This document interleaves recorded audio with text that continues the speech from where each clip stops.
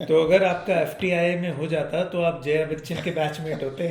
Same ही है। जया बच्चन और रीता बहादुरी, मोदी जी का विजन है, मिशन है मेक इन इंडिया।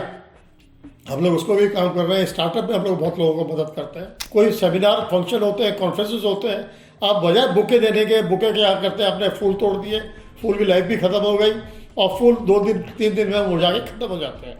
और हमें 1000 विडोज के लिए आश्रम योगी जी की गवर्नमेंट ने बनवा करके दिया, जो अभी वृंदावन में चालू है कृष्णा कुटीर के नाम से।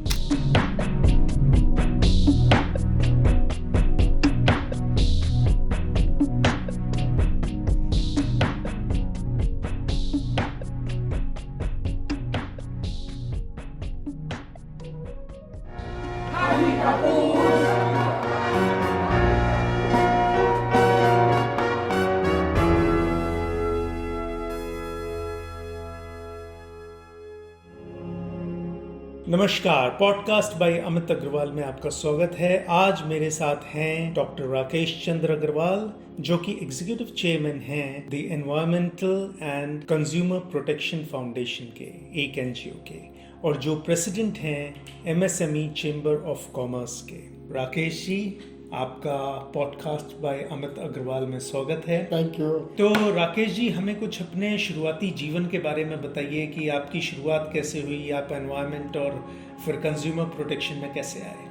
मैंने कैरियर शुरू किया 1970 में। 1970 में मैं गया था पूरा फिल्म इंस्टीट्यूट के चक्कर में। रिटन टेस्ट क्वालिफाई कर लिया था। इंटरव्यू स्क्रीन टेस्ट के अंदर इंटरव्यू भी क्लियर हो गया था। स्क्रीन टेस्ट में आई कुड नॉट पास। आप एक्टर बनना चाहते थे? जी। तो अच्छा। अब मैं घर से छोड़ करके अपने दोस्तों को छोड़ के गया था पूना, तो फेल होकर मैं वापस नहीं आना चाहता था जी। तो हमारे कजिन थे वहाँ पर, मैंने उनसे जिक्र किया कि भाई यहाँ कुछ मुझे काम मिल सकता तो बताओ। तो थापर ग्रुप की एक यूनिट थी वहाँ पर पिंपरी पुणे में, जी ग्लास लिमिटेड। ये लोग वैक्यूम ग्लासेस बनाते थे और वाइल्स बनाते थे। तो वहाँ मैनेजमेंट ट्रेनिंग की मुझे पोजीशन ऑफर हुई। 2 साल का मैनेजमेंट ट्रेनिंग कोर्स था, मैंने उनको ज्वाइन कर लिया। 2 साल वहाँ काम करता रहा। 2 साल पूरे नहीं हो पाए थे। 2 साल के बाद मैं दिल्ली आया एक कज़न की शादी में। मैंने उनको जिक्र किया कि भी मेरा वहाँ मन नहीं लगता, I want to come back. तो उन्होंने बोला कि हमारे एक दोस्त की कंपनी है ग्रेटर कैलाश में, पावर कंसल्टेंट है वो लोग, आप उनसे मिल के बात कर देते हो, मैं रिकमेंड कर देता हूँ। नेक्स्ट डे मैं सुबह उठ के चला गया, इंटरव्यू दे आया। फॉर्चुनेटली उनके यहाँ एक वैकेंसी थी और 3 दिन बाद मेरे को वहाँ अपॉइंटमेंट मिल गया। जी। तो मैं पूना गया, पैकअप करके आई केम बैक टू दिल्ली। हाँ। और ये मैंने पावर कंसल्टेंसी कंपनी शुरू करी, ज्वाइन करी। जी। और इसी सिलसिले में जैसे मैंने आपको बताया 1993 में जब ये प्रॉब्लम्स शुरू हो गई थी, एनटीपीसी बदलपुर से बहुत ऐश आती थी, शहीद बिहार के लोगों को परेशानियाँ होती थी। वो लोग हमसे मिले, उन्होंने बोला कि भाई क्योंकि हम एक्टिविस्ट शुरू से मैं रहा हूँ, इस तरह के काम शुरू से कुछ ना कुछ करते रहा करते थे। जी। तो उन्होंने बोला ये आप इसको क्यों नहीं टेकअप करते। जी। तो हम लोगों ने मिनिस्ट्री ऑफ एनवायरनमेंट में, पावर मिनिस्ट्री में जाके बोला उनको कि भी आप इसको, चिमनी से बहुत ऐश निकलता है, इसको कुछ कंट्रोल करवाइए। तो वो बात सुनी अनसुनी हो गई। हाँ। उन्होंने बताया कि भाई उन्हीं के किसी एक ऑफिसर ने बताया कि आप अपनी कोई एनजीओ फॉर्म करेंगे, अगर जी। 8-10 लोग मिलकर फॉर्म करेंगे, लेटर पर अपनी प्रॉब्लम लेके आएंगे तो उसकी सुनवाई होगी। जी। ऐसे आप इंडिविजुअली आते रहोगे, कुछ नहीं होगा। जी। जी। हमने वो करके देखा और वाकई में जी। क्या हुआ। 6 महीने के अंदर वहाँ ESPs, इलेक्ट्रॉनिक प्रेसिपिटेटर, गवर्नमेंट ने ऑर्डर दिए कंपल्सरी लगाने के लिए हर एक पावर प्लांट। जी। तो ये इस तरह से हम लोगों ने जी। एनवायरनमेंट के अंदर प्रवेश किया और तब से हमें आनंद आने लगा और हम लगे रहे उसमें। तो अगर आपका एफटीआई में हो जाता तो आप जया बच्चन के बैचमेट होते। सेम ही है। जया बच्चन और रीता बहादुरी। तो देखा दोस्तों आपने कैसे राकेश जी, जो एक एक्टर बनना चाहते थे, एफटीआई ज्वाइन करना चाहते थे, वो एक समाज सेवक बन गए। आइए उन्हीं से जानते हैं कि ECPFO का काम क्या है। ये हम लोगों ने 1993 में संस्था शुरू करी थी। उस वक्त में एक पावर कंसल्टेंसी कंपनी है by the name of Desein, greater class 2 में मैं वहाँ जॉब करता था। और उन्हीं दिनों सरिता विहार कॉलोनी डेवलप करी थी DDA ने, हाँ, हमारे कुछ मित्र लोग वहाँ रहते थे और वो बहुत परेशान थे। जो ऐश आती थी एनटीपीसी बदरपुर से, जो ऐश निकलती थी उसकी वजह से उनका घर गंदा रहता था, उनके कपड़े खराब हो जाते थे और सुबह जब उठते थे तो पूरी ऐश ऐश पूरे घर में नजर आती थी। उन्होंने हमसे बोला कि आप क्यों नहीं गवर्नमेंट से कुछ टेकअप करके ये ऐश को कंट्रोल करवाएं। उस सिलसिले में हम 3-4 बार गए ministry of power, ministry of environment, लोगों से मिले, बात करी, मगर वो कोई सुनवाई नहीं हुई उसकी। फिर उन्हीं के एक अंडर सेक्रेटरी लेवल के आदमी ने हमें सजेस्ट किया, आप अपनी कोई एनजीओ बनाइए, एनजीओ बना करके 8-10 मेंबर्स को बनाइए, फिर हमारे पास आप लेटरेट पर लेटर लेके आएंगे, उसकी सुनवाइयाँ होगी और कुछ एक्शन भी होगा। तो ये दिस इज़ हाउ हम लोगों ने ये सोचा एनजीओ रजिस्टर करवाने का।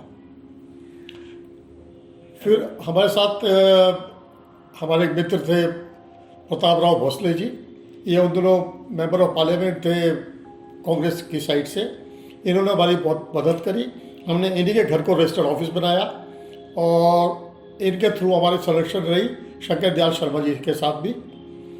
और 1996 में हमारी संस्था का इनॉग्रेशन पार्लियामेंट एनेक्सी के अंदर किया गया। उसमें देवगौड़ा जी प्राइम मिनिस्टर थे, देवगौड़ा जी ने हमारी संस्था का इनॉग्रेशन किया। तब से हम लोग निरंतर प्रयास कर रहे हैं कि किस तरह से पर्यावरण की समस्याओं का हल किया जाए। हम लोग करीब 11 लाख पेड़ ऑलरेडी लगा चुके हैं दिल्ली एनसीआर में। हम लोगों का 7 यूनिवर्सिटी के साथ टाई अप है, एनुअल कॉन्ट्रैक्ट है उनके साथ, जहाँ हम जाते हैं उनके बच्चों को ओरिएंटेशन प्रोग्राम कंडक्ट करते हैं, उनको अवेयरनेस क्रिएट करते हैं अबाउट द एनवायरनमेंट। और हम लोग जितनी भी ये एमिशन होती है फैक्ट्रीज़ की या कार चलने की वजह से, इसके लिए प्लांटेशन हम लोग उनके लिए अलग से भी करते हैं।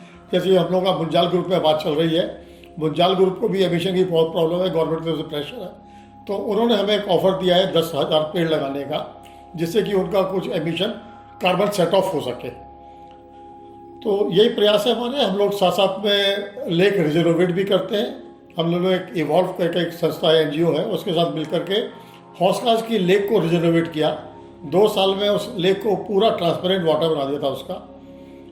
ऑफ कोर्स ये बात दूसरी है कि 2 साल के बाद में डीडीए ने हमारा कॉन्ट्रैक्ट रिन्यू नहीं किया।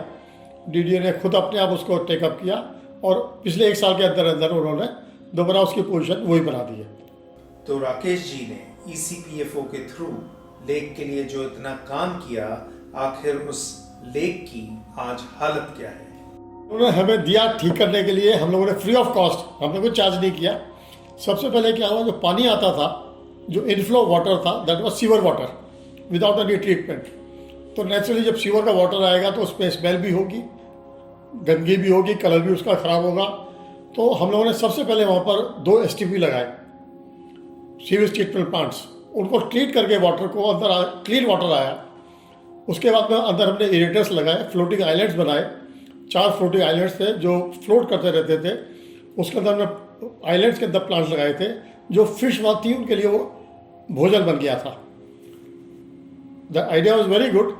उनको लगा कि ये तो बड़ा आसान सा काम है, हम भी कर सकते हैं। तो उन्होंने हमसे कहा, 2 साल के बाद जब हमें रिन्यू करना था, उन्होंने रिन्यू करने के लिए मना कर दिया और वो डिपार्टमेंट करने लगे और वो उन्होंने दोबारा से उसको वैसे ही कर दिया जैसे था।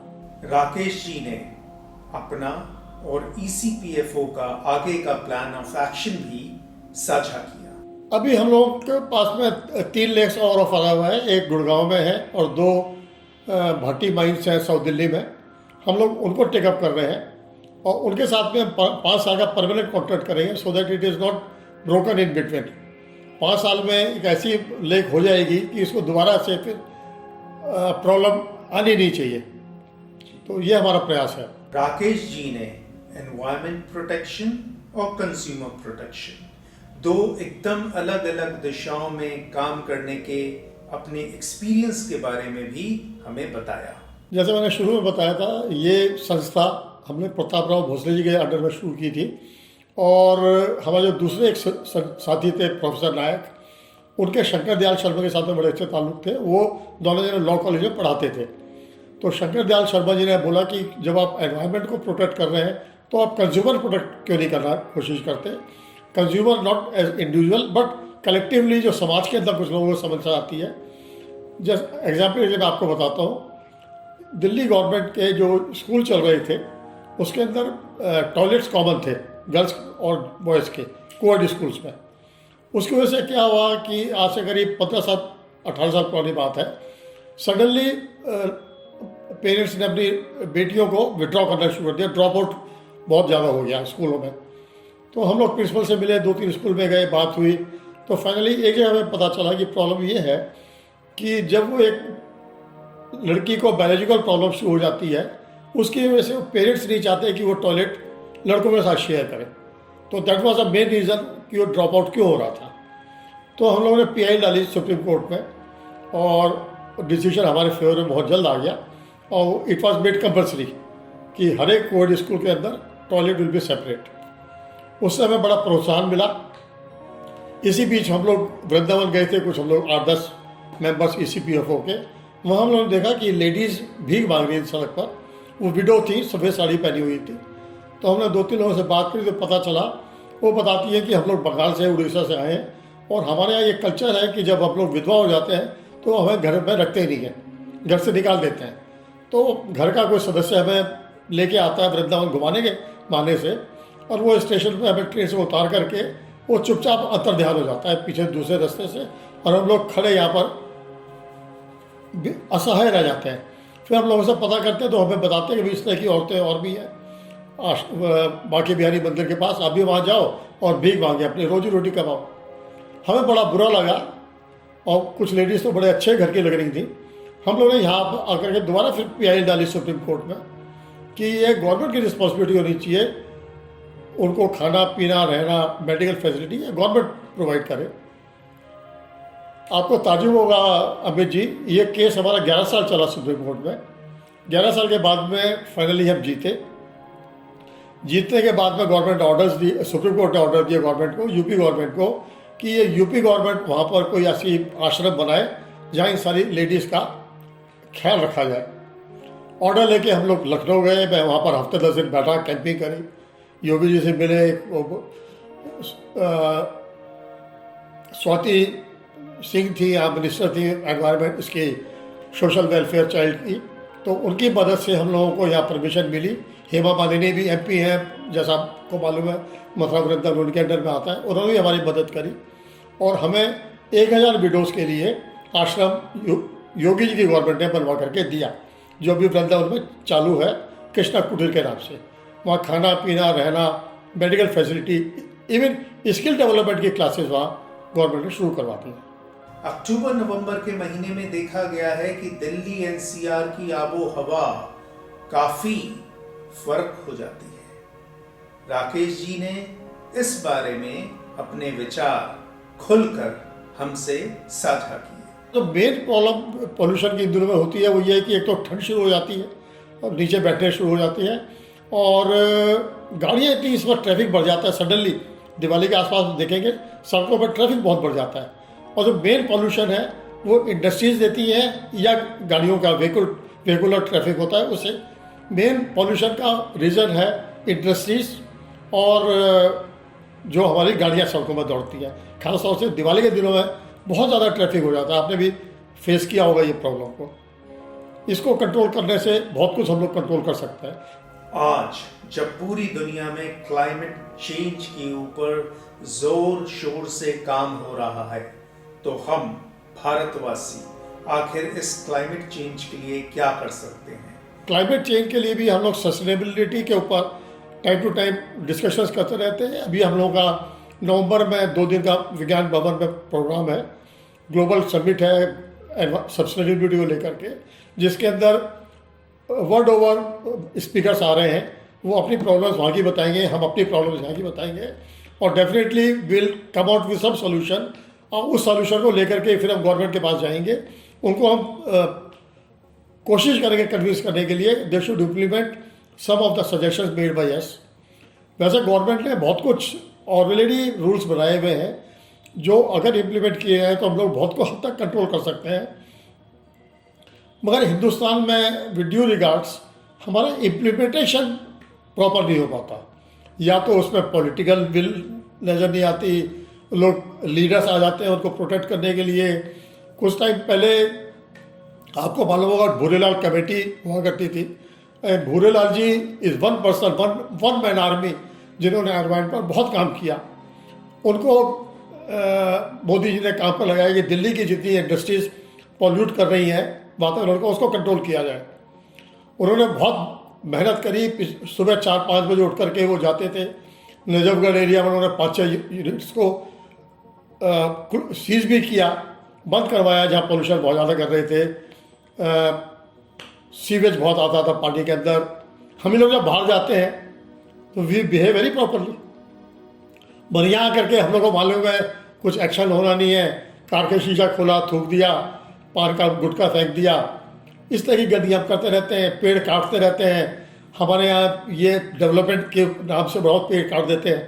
अब पेड़ कटते जा रहे हैं जंगलों में। जंगल के जो बेचारे जीव जंतु हैं वो हमारे यहाँ आते हैं शहर में तंग करने के लिए हम लोगों को। तो यह गिव एंड टेक है दोनों साइड से। राकेश जी, एक कॉमर्स चैम्बर जो कि एमएसएमई क्षेत्र में काम करता है, उसके भी प्रेसिडेंट हैं। राकेश जी ने हमें बताया कि किस तरीके से उनका चैम्बर मोदी जी के मेक इन इंडिया मिशन को साकार कर रहा है। देखिए, हम लोगों ने अपनी मदद के लिए एक दूसरी एक और संस्था कुछ लोगों ने शुरू करी है, MSME chamber of commerce of industries of India. इसके अंदर हम लोग सस्टेनेबिलिटी के ऊपर बहुत काम कर रहे हैं। मोदी जी का विजन है, मिशन है मेक इन इंडिया, हम लोग उसको भी काम कर रहे हैं। स्टार्टअप में हम लोग बहुत लोगों को मदद करते हैं। जैसा कि आपने बताया 6-7 यूनिवर्सिटीज़ हैं जहाँ हमारा टाई अप है। हम वहाँ बच्चों को जाकर के स्टार्टअप के लिए एनकरेज करते हैं। जो स्टार्टअप करना चाहते हैं उनके लिए हम लोग प्रोटोटाइप डेवलप करवाते हैं फ्री ऑफ कॉस्ट। जो उनको बैंक से लोन की मदद चाहिए होती है वो भी हम करवाते हैं विदाउट कोलेटरल सिक्योरिटी। तो जो उनके मेक इन इंडिया का जो मोदी जी का मिशन है, इसको पूरा करने के लिए प्लस स्टार्टअप्स की कोशिश कर रहे हैं। हम लोग यूनिवर्सिटीज़ में जाते हैं जिनके साथ में हमारा 7 यूनिवर्सिटी में टाई अप है। उनके बच्चों को हम एनकरेज करते हैं कि आप ग्रेजुएशन करने के बाद में, इंजीनियर बनने के बाद जो भी करना चाहते हैं, आप अपना प्रोटोटाइप डेवलप करिए, या जो भी स्कीम माइंड में है आपके जो काम करना चाहते हैं वो हमें बताएं। हम उसका prototype free of charge develop करवा के देंगे। हमारा Shri Ram institute of research है हंसराज कॉलेज के पीछे दिल्ली यूनिवर्सिटी में।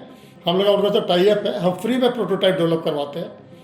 एक बार प्रोटोटाइप डेवलप हो जाएगा उसके बाद में उनको अगर बैंक से लोन फाइनेंस चाहिए होता है, फाइनेंस कराते हैं। हमारा सिडबी के साथ टाई अप है और हम इन सारी सेवाओं के लिए कुछ चार्ज नहीं करते। हम उनको एनकरेज करते हैं जिससे कि वो आगे आए, एंटरप्रेन्योर बने और मेक इन इंडिया प्रोडक्ट दें, जिससे कि हमारी $1 ट्रिलियन की इकोनॉमी जो ड्रीम है मोदी जी का, हम उसको पूरा कर सकें। अंत में राकेश जी ने पॉडकास्ट बाय अमित अग्रवाल के दर्शकों के लिए एक खास संदेश भी दिया। ये एनवायरनमेंट की जो समस्या है, ये हम लोगों की जॉइंट समस्या है। हम लोग समझते हैं कि मैं अकेला क्या कर लूँगा, 1 पेड़ लगा दूँगा, 2 पेड़ लगा दूँगा। अगर हर एक आदमी ये सोचना शुरू कर दे मैं 1 या 2 पेड़ लगा दूँ, तो आप सोचिए कि 140 करोड़ की जनता में 140 करोड़ तो पेड़ हमारे इमीडिएटली लग जाते हैं। तो आप आएँ, आगे आएँ। हम लोग ये भी आपको फैसिलिटी देते हैं ECPFO में। हम लोगों ने प्लांटेशन ड्राइव शुरू किया हुआ है। आप नहीं लगा सकते, आपके पास जगह नहीं है, आपके पास समय नहीं है, आप हमें डोनेशन दे दीजिए। हम 800 रुपये पर ट्री लेते हैं। वो ट्री हम लगाएंगे, उसको मेंटेन करेंगे, हर 6 महीने में उसके फोटोग्राफ्स आपको भेजते रहेंगे। आप देखते रहिए आप कैसे डेवलप कर रहा है, आपका प्लांट कितना ग्रो कर रहा है। और जब भी आप चाहते हैं तो अपने बच्चों को लाइए, दिखाइए कि मैंने 5 साल पहले, 4 साल पहले प्लांट लगाया था, देखो अब ये किस हालत में आ गया है। वो भी खुश होंगे। बर्थडेज होती हैं, एनिवर्सरीज होती हैं, आप उसमें प्लांट दीजिए। कोई सेमिनार फंक्शन होते हैं, कॉन्फ्रेंसेस होते हैं, आप बजाय बुके देने के, बुके क्या करते हैं, आपने फूल तोड़ दिए, फूल की लाइफ भी ख़त्म हो गई और फूल 2 दिन 3 दिन में मुरझा के ख़त्म हो जाते हैं। उसके लिए आप प्लांटेशन दें, प्लांट्स दें, तो उसकी एक वैल्यू अलग होती है। मैं ये चाहता हूँ कि आप लोग सब सहयोग करें, जुड़े, हमारे साथ मिलें, आए और एक मिलके 11 और 11 मिलके 111, तो ऐसे हम बढ़ते जा सकते हैं। धन्यवाद राकेश जी, आप पॉडकास्ट बाय अमित अग्रवाल में जुड़े। तो ये थे डॉक्टर राकेश चंद्र अग्रवाल जिनसे आज हमने बातचीत की। अगले हफ्ते मिलेंगे एक नई हस्ती के साथ। धन्यवाद।